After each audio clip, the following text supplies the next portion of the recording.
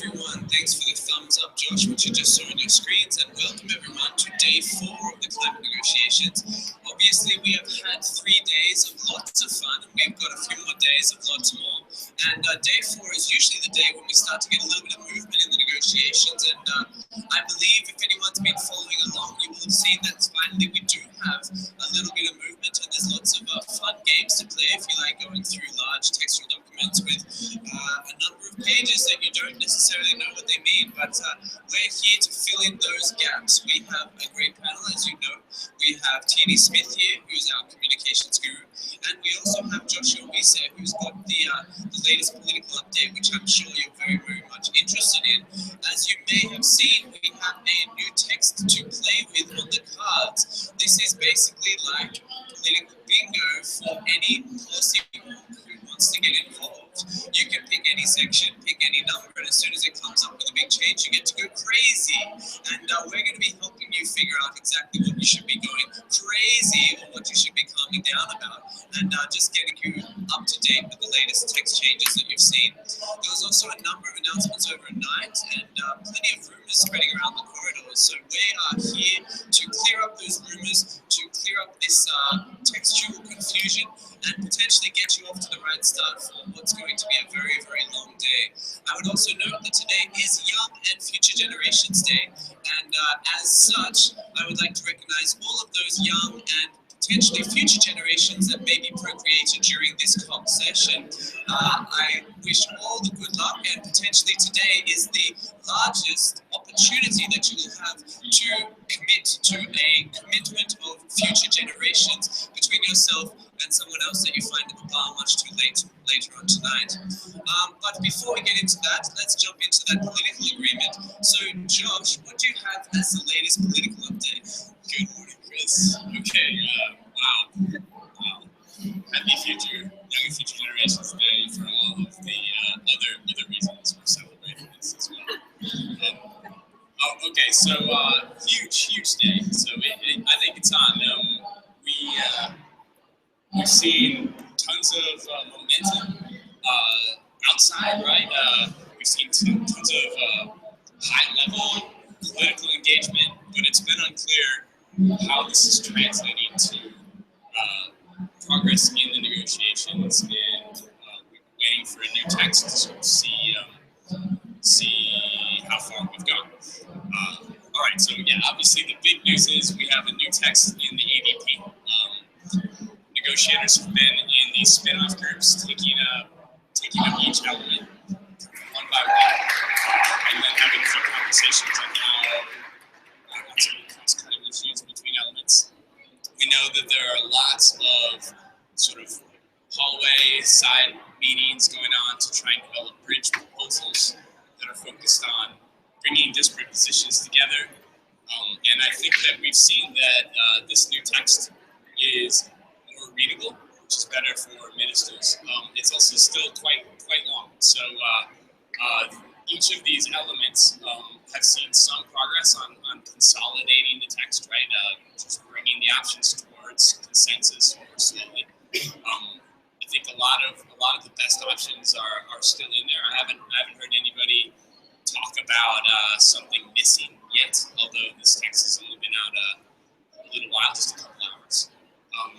And certainly this is not the last text that we're going to see in the next sort of 3 days. It may be the first of 3 big revisions of texts that we're going to see before the ABP session, which is led by co-chairs, gets handed off to the presidency, to the French, and the text gets kicked up to ministers. So I think to summarize the state of play, what seems to be happening is we are getting streamlining on language. Some of the options that are similar are coming together, but the big substantive issues we haven't seen changes on, and it seems like across the board, for the most part, finance is the big sticky point. So obviously, a lot of countries are putting plans forward to take pretty significant, in some cases, profound action on this renewable energy revolution over the next path, but none of them have confidence that the means of implementation are there. And there are 3 or 4 dimensions to the finance questions that we're hearing come up a lot. One is, how do we scale up from the current levels of climate finance to $100 billion in annual climate finance by 2020? Okay, we've been talking about that for a really long time, and there may be an update on that also coming out today. Another question is, most of the plans, the INDCs that I put forward, all of them are from 2020 to 2030, right? So 2020 to 2025. So what is the finance that's going to be available after 2020? We know $100 billion for the whole world to both help make us more climate resilient and to fuel this energy transition isn't going to cut it. There's more finance needed. We need to scale up finance after 2020. But there's a real resistance among developed countries to talk about scaling up post-2020 finance. That's not being discussed by the developed countries, by the donors. So that's a big question. Another is before that 2020 period, right? How do we connect? Excuse me. How do we connect the climate finance that has been pledged or that will be scaled up to some of this near-term action? We know that the next 5 years are crucial. We need to peak emissions before 2020. How do we get that finance out there to support making that happen? How do we get it out there to help us deal with the increasing number of climate-related disasters, losses and damages from climate change, or adapt so that we can be more resilient in the face of that? So that's another. And then the last piece of this is specifically to that resilience and adaptation versus mitigation. So there isn't clarity on, we know that this whole agreement is very tilted towards mitigation. There is a lot more mitigation finance pledged. The commitments are, for the most part, mitigation. We've seen a lot of great adaptation stuff in individual INDCs, but not everybody's put an adaptation piece of their INDC forward. So finance for adaptation, finance for resilience. Can we get finance into this loss and damage effort that we're trying to build? Those are all the finance questions, right? These are the dimensions, and I think it's really slowing every other piece of these negotiations down. So moving away from the text, maybe we'll jump back when we go into individual updates. Some of you have been following pieces like the purpose of the agreement, where dimensions of this human rights, for example, gender equality, indigenous rights, where this stuff is currently living. And I think there's some updates there. There were a few hours of meetings last night just on human rights as a package and where it should go and what should come of it. So maybe we can talk through updates from you guys in a minute. But back to climate finance, we're expecting the French presidency to put forward their plan for scaling up to that $100 billion today. It may not happen today, but we're hearing rumors that it will. And we're also hearing rumors that that plan draws pretty heavily on these OECD numbers that were published in a report that show that the world is actually quite close to that 100 billion mark already. They've made a lot of progress, and I think that if you're a developing economy, most of the developing countries here aren't feeling like that money exists. So that we know, looking at the Green Climate Fund, for example, we're nowhere near $100 billion in that fund. That's not the only place through which climate finance is going to be pushed, but these OECD numbers that are out there, I think, make the case that we're already at $60 billion in climate finance, and if you add in the new pledges, we're up to $80 billion, and I think that's very much not the case. Most of our civil society colleagues who work on finance have pointed holes in that report's findings. And we'll see if this is the sort of basis for the scaling up climate finance package that the French put out today. I think rightly see lots of pushback from the G77. We heard statements to that effect last night. We'll see pushback from pretty much everybody on the recipient side of this because it feels pretty wrong. So look out for big climate finance piece. Look out for really good analysis as we get our heads around this text. And just to give you a picture of where things go from here. The spin-off groups are set to close tonight. So these groups have through the end of today to continue meeting. So they've gone right back to the text. If you look at the ADP schedule, these meetings are happening throughout the day. I've heard there's going to be a stock take tonight at 7, where we'll see how far we've gone. And I think the idea is to do another round. So we were a bit surprised by this text. Mixed views on when it was coming out. So I wasn't expecting the text this morning. I was expecting it Friday. But now so take this with a grain of salt. But I think that we're going to see another version come out tomorrow at some point. That's sort of the end of this spin-off group's work, their contribution. Then it'll go to the contact group, which is everybody in the room. And their goal is to have a final text to close the ADP and hand it off to the ministers, the COP president, by Saturday. So that's the deadline. So we know that the French intent to close the ADP and move this whole thing to a higher level, where hopefully some of these issues like climate finance, equity, differentiation, some of the tough stuff that's dogged this process for a long time can see more resolution. Thanks a lot, Josh. That was pretty deep, and it sounds like a lot of fun to be had. I guess what we didn't kind of really jump into is that minute detail in the text. So that might be an option for everyone that has had a chance to look at the text when we come around and do our little session with the audience.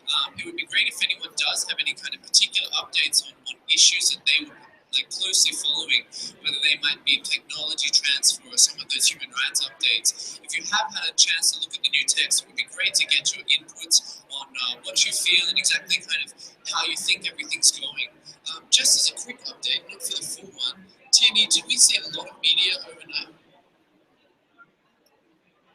Yeah, again, we did see an awful lot of media overnight. I think it's heading in the same direction.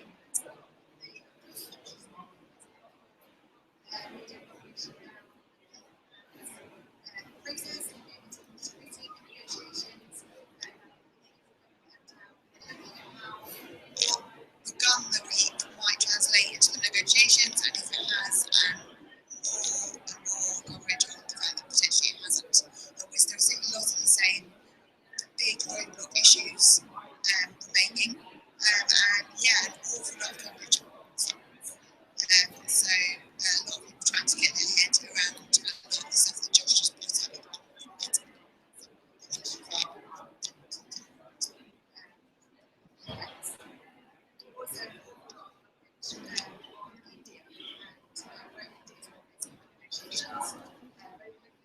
There's a bit of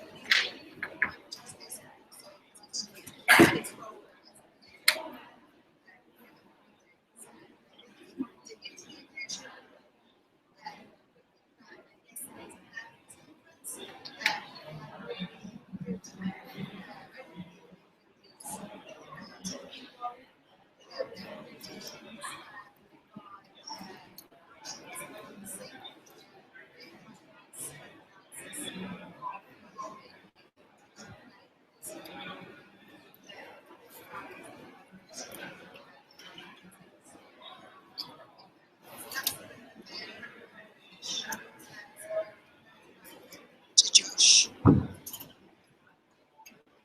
Another thing to flag in addition to finance is there is some questions, and I don't personally have clarity on this yet, but there's some questions on the cycles of ambition.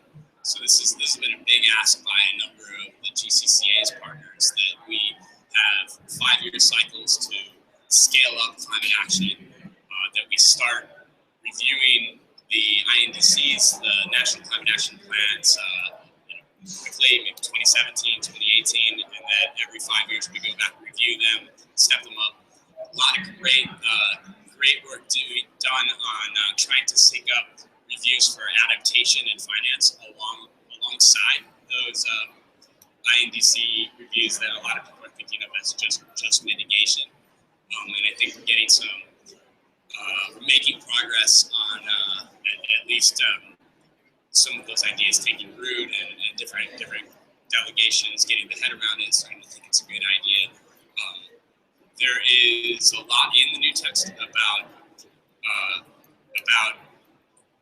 regularly coming back to climate action plans that are on the table, but I think there's less in the text on when that start year might be, on whether it's actually 5-year cycles. So it's not necessarily that this stuff is in jeopardy.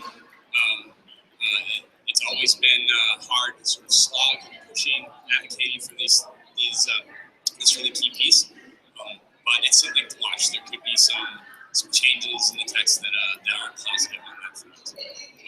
And the top line, from what I've heard about the human rights fight, so the effort to potentially make this agreement the first international or universal environmental agreement that has human rights in it. A lot of work has gone into that over the last few years, and especially over the last year.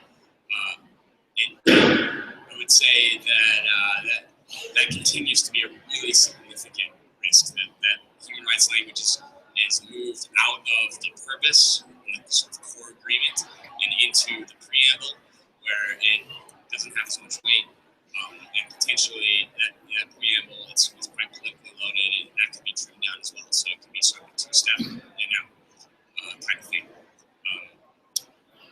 So those are, I guess I have a few more updates I can dig into, but maybe we should go to the audience. Sure, so get yourselves ready. Does anyone in particular have one of these wondrous insights, these kind of key scoops that no one else has, and kind of been looking at a particular issue closer than anyone else? Not yet. Understandable. Has been a few late nights in a row for myself as well, and potentially for all of yourselves.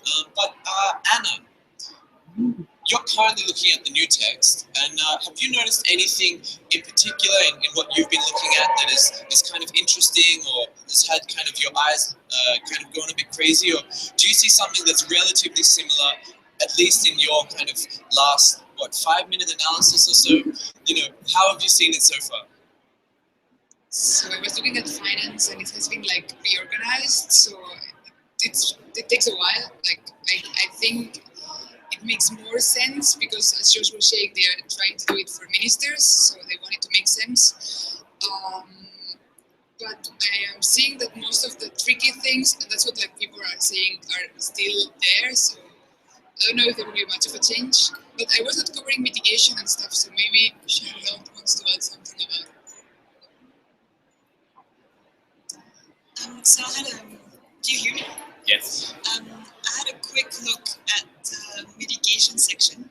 Didn't have much time, but on the collective long-term goal, it seems like they got rid of quite a few options and combined the important bits from other options into just one big one.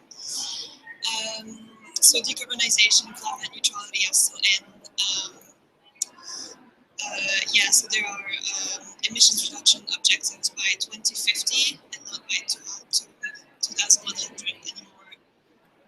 Still achieving zero global greenhouse gas emissions by 2060, 2080. Lots of brackets. Everything's still in between brackets.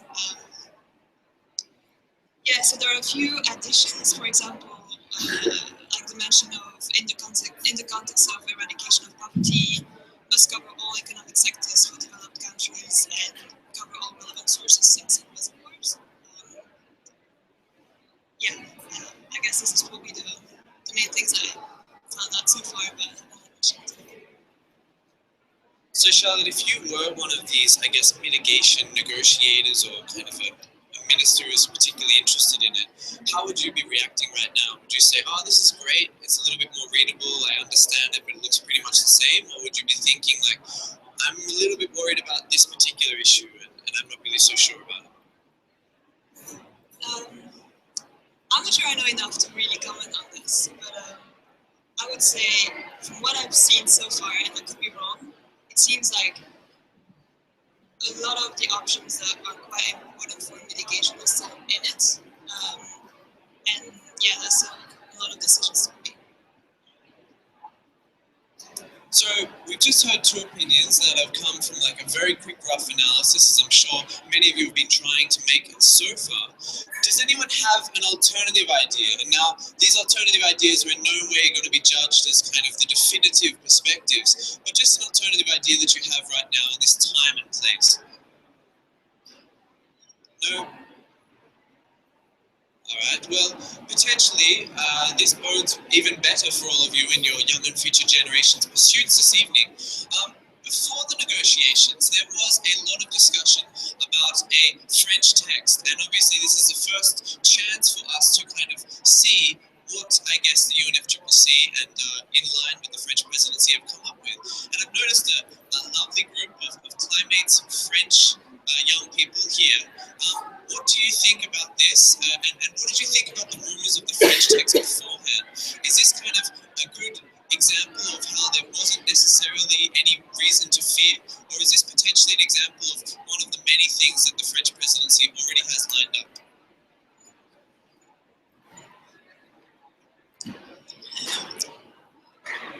I think I could give us a mic all the way through because I attended COP presidency meeting with observers yesterday.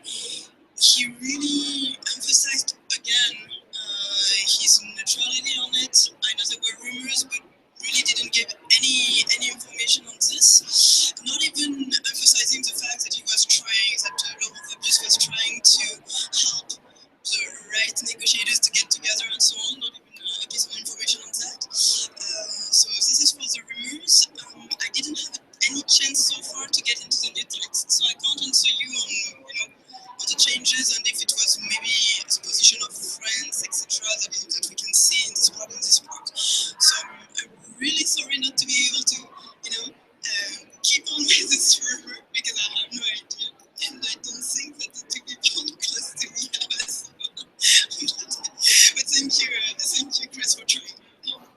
It's okay, I'm sure there's plenty of people around here who can spread rumors anyway, so they don't need you to do that as well.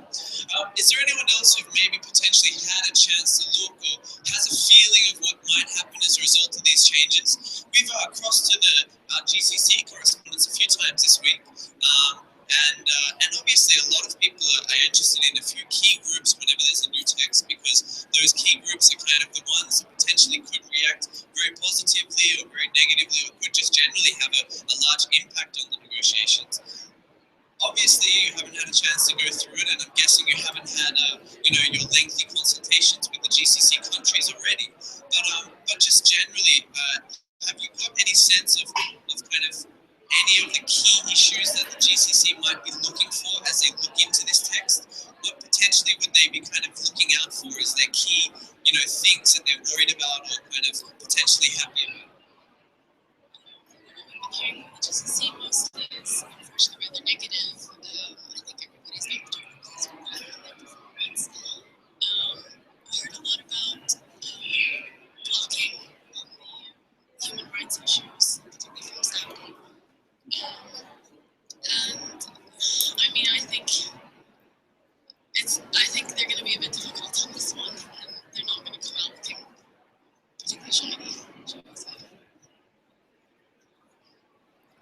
Okay, well, it sounds like there may be a few kind of difficulties going forward, and potentially a few kind of challenges. Luke, you recently wrote a piece saying that these negotiations need to look at the kind of incentives and opportunities for each of these countries, as opposed to kind of the restraints and moral restrictions that might be kind of the bedrock. In this kind of new text, what do you think could be some of the opportunities that could be highlighted, or that could kind of act as a way to push us closer towards a positive agreement at the end of the week? And what do you think potentially could be some of those risks of those kind of real more restrictions that different kind of countries think are negative and get us into a bit of a downward spiral? So some of the the language and workstream too, particularly around the idea of having a high segment of dialogue, particularly around co-benefits, that kind of thing. Could be quite useful in the future. It's framing mitigation as a positive kind of effort sharing rather than burden sharing. But the usual, there's a lot of discussion around CBDR and breed states in the firewall. Personally, I think that'll be very effective. A few things I should mention that kind of come discussions to recent days. First of all, just kind of echoing what you said, Saudi Arabia has apparently been running between different sessions more or less just for expense of the work that they can.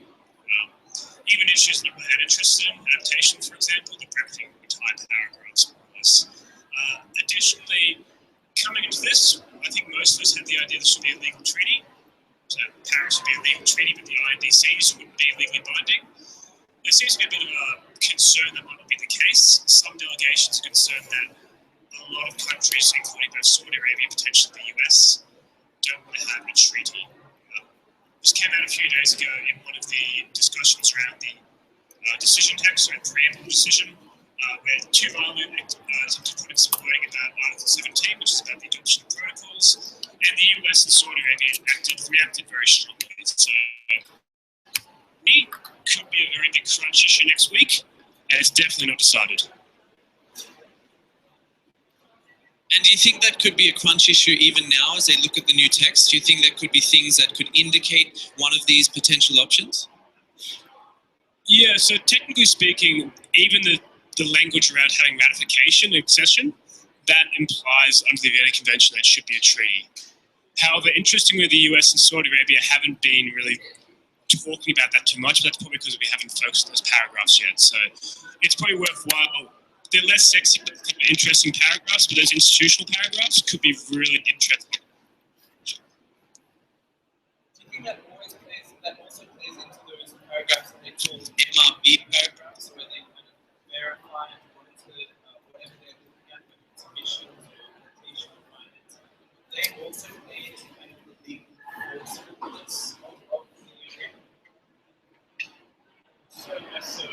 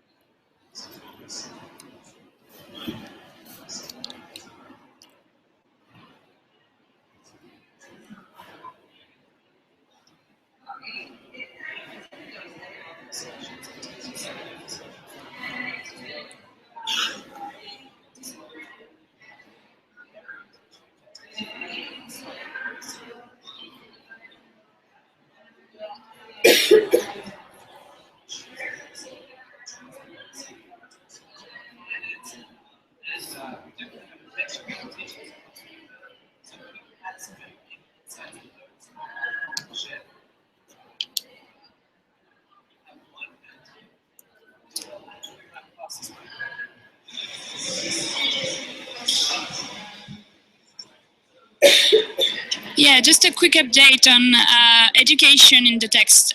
Article 8 bis has been streamlined to less than 3 lines and with quite strong text. So yeah, it's been quite celebrated in Youngo Sports Council this morning, just saying. Okay, thank you for that update. I definitely wasn't expecting one on education, but it's great to also dive into some of these, I guess, smaller topics in the negotiations, because obviously for a lot of people, they're not so small. So let's bring it back. It seems like we have lots of confusion and lots of potential ideas about how to approach the text, but not necessarily too many concrete ideas right now. But we also have a lot of actions today that are planned. And can I see a show of hands for anyone who's planning an action? It seems like we have one definite hand. Looks like you'll get 100% universal participation here. Perfect, that'd be great. My name's Torrance. I'm with the Canadian Youth Delegation, and we came into this COP with some cautious optimism. We've got a young, slightly more progressive Prime Minister. He's very handsome, as I was reminded again by some members of the New Zealand delegation a few minutes ago. But what they're bringing to the table really isn't all that different. They're really, really vague on commitment. They talked a lot about listening to First Nations, but not a lot around what that will look like.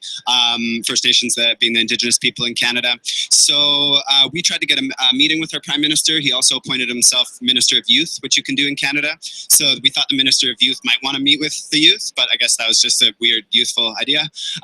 We also tried to meet with our Minister of Environment and Climate Change. She so far has refused to meet with us. We had one lined up and she rejected it. We're hoping that she went home yesterday. She's coming back on the weekend. We're hoping that she'll meet with us.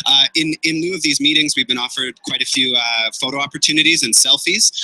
We want hashtag substance, not selfies, I guess. And we're really concerned about our voices, or about our faces, pardon me, being seen and our voices not being heard.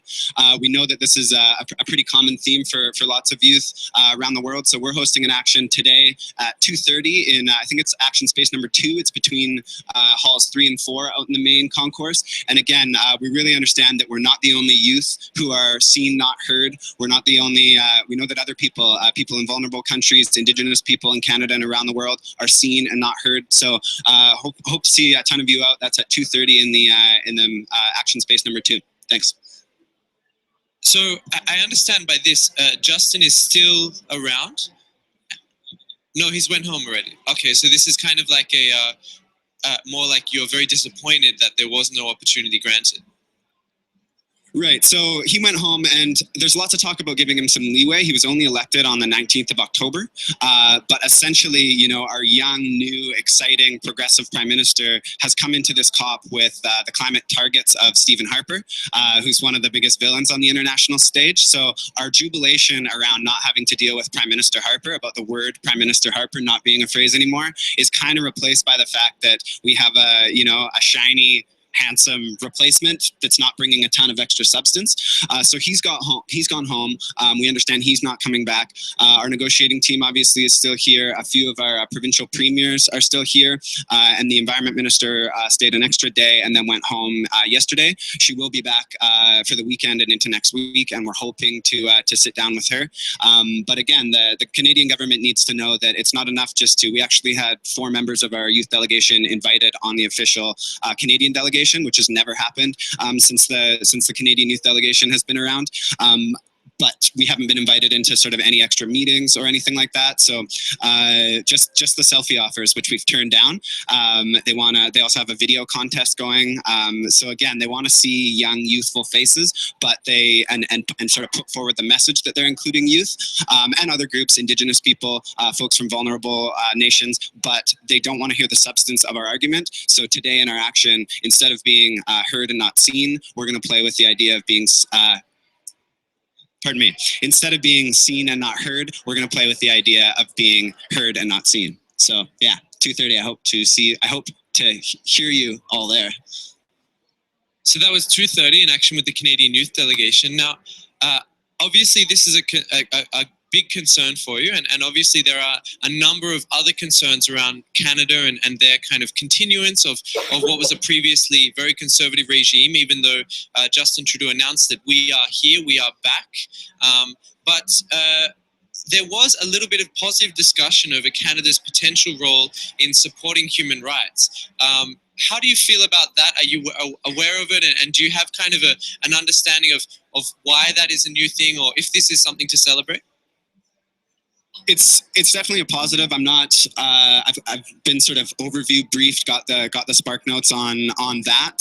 Unfortunately, I think that the positive of that overshadowed a little bit more concerning language that we heard day before yesterday from the lead negotiator from Canada, that around Canada's commitments or lack thereof to loss and damage, not wanting to support it as a separate component of the text because it would open us up to liability as a wealthy country that's done a lot to cause climate change. So again, you know, the odd little positive piece, and it's a lot around words. They say the word commitment, they say the word action, but again, there's no new targets.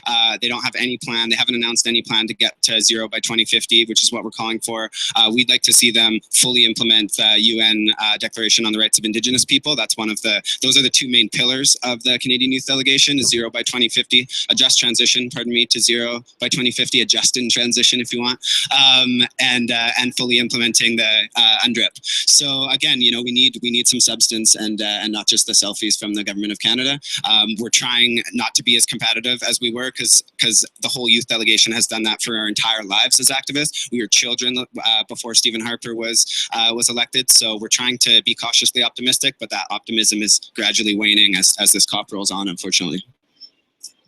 Really great perspective there, and thanks for sharing that. And I guess it's an important point to have that kind of balance. If someone is supporting human rights but not supporting loss and damage, you know, how does that play out? Because obviously loss and damage is aimed to support the right of housing, the right of life, the right of education, the right of food, you know, in disaster situations. I guess you could take a similar perspective on people who might kind of encourage stakeholder participation, but then in other parts of the agreement might kind of potentially say that they shouldn't be involved in different kind of implementation of agreements as well. So there's all these kind of back and forths that might be really important to kind of look through and balance. And thanks for that perspective on Canada. We have another hand here. And is this for an action? Is it for an interesting action? Is it an exciting action? Is it more exciting than Canada's action? Oh, that's awkward. All right. It's on the same level, but it's a little bit wider. So my name's Zoe, I'm from the New Zealand Youth Delegation, but I'm speaking about a Young Go action that I was not part of creating, but I'm just reading it out to inform everyone. So this action is going to happen at 3:30 all across COP, inside and out. The idea that we're trying, that this action is trying to highlight is the fact that the impacts of climate are already being felt, and the future generations will continue to suffer as a result of climate change.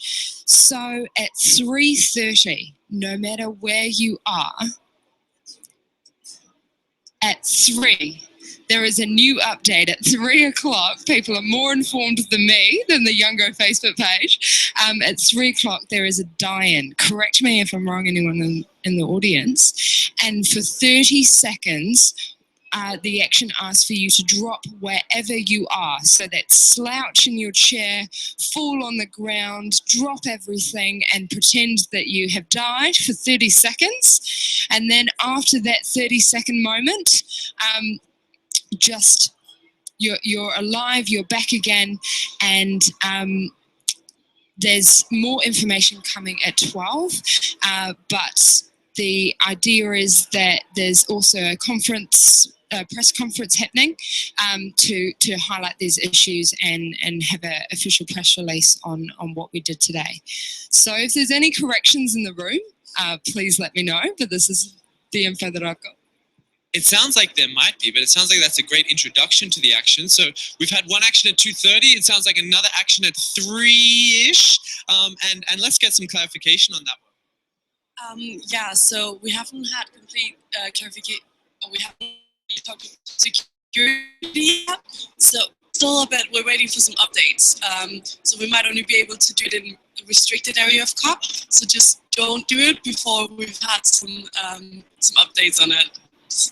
Yeah, for sure. So just stay in contact. How would they get in contact with some of the organizers of this action?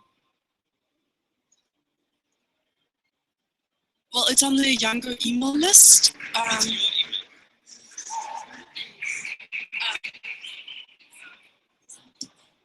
All right, sounds like we might get a final answer very soon. So yeah, if you're not in the mailing list of Yango, you can come outside of Observer Room 1 at 12, and Luis, who's organizing this section, will be there to explain to you what it's about. All right, thank you very much, Lestrina. So there was 2 actions, one at 2:30 and one that is kind of unconfirmed at the moment, but potentially needs a bit of a meeting at 12. And we have, is it a final action we have here? Kind of. Is it relatively interesting as well? All right, what's the action going to be? All right. Hey guys, I'm Rick, here with the Youth Action Environment. And since we're not allowed to hand out any, want to make you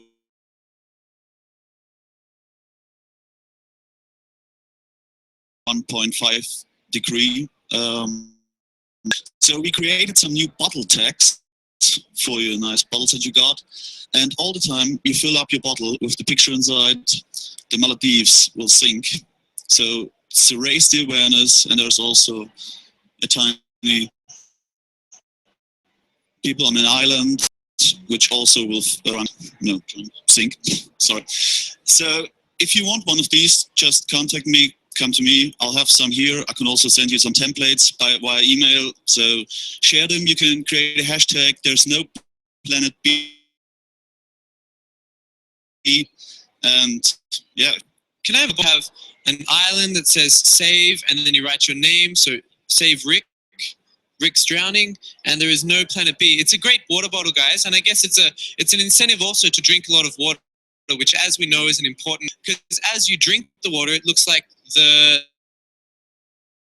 island drowning. So it's like you can save an island with every water bottle. So enjoy that, guys. Get behind it. It looks like a great innovative campaign. And I'm going to cross back to Tierney now for the communications updates. So Tierney, you've been sitting patiently. I'm sure you've received about 600 emails since I left you last. What do those emails all say, particularly the personal ones? And what are the other communications updates that you have? So they're all from Josh. Yeah, so looking forward to today. There are a few things that you guys should probably have on your radar that will be really interesting to feed potentially into also what's happening in the negotiations. So we've already talked a lot today about loss and damage and how that's a huge issue.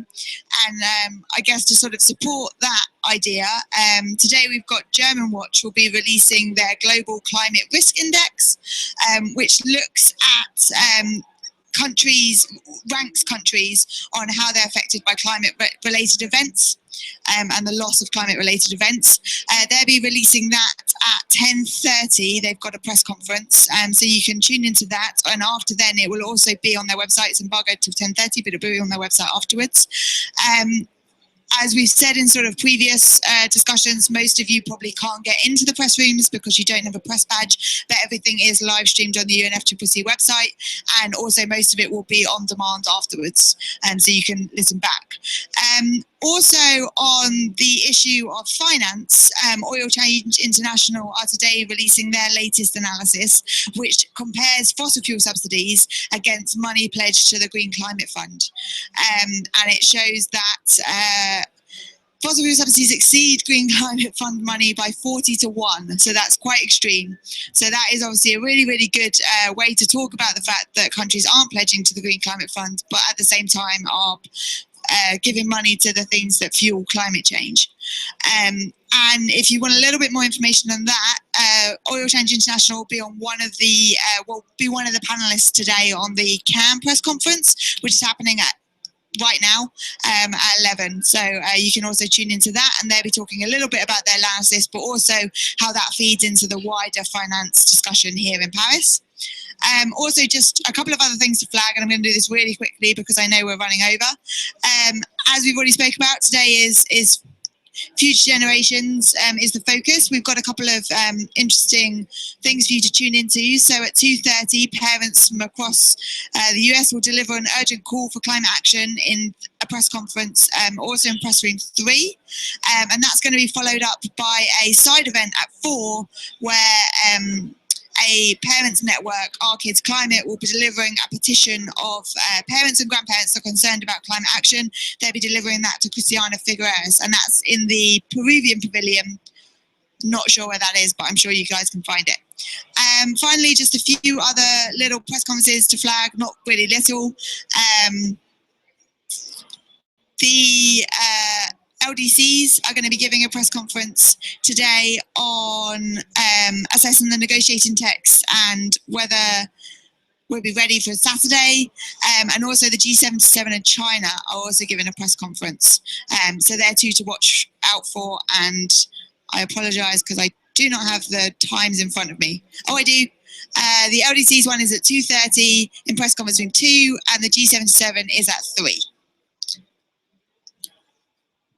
So, Tias, thanks for that update. That was really informative, and thank you so much for everyone who's stayed behind.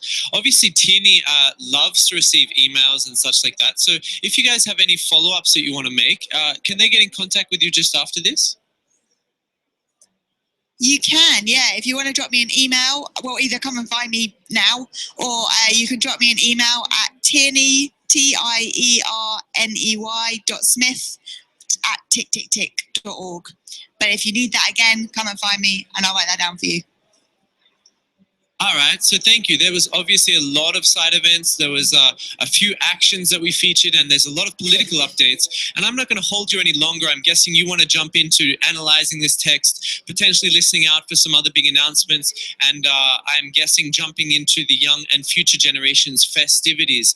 If you have any particular young and future generations festivities that you want to stream live or tweet about, feel free to do so. I understand that the Twitter hashtags are going quite well, and otherwise, keep in touch with us. We will be back here again at 10:15 tomorrow morning, obviously with an update on the fallout of these textual responses. There is a stock taking at the end of the day, and that will obviously reveal a lot of what different countries are feeling and potentially have a big impact on the way forward from here. So we'll give you an update on what that way forward is, and we'll give a kind of a follow-up on a number of the things that Josh mentioned might be expected today. So make sure you're here 10:15 tomorrow morning or watching live online.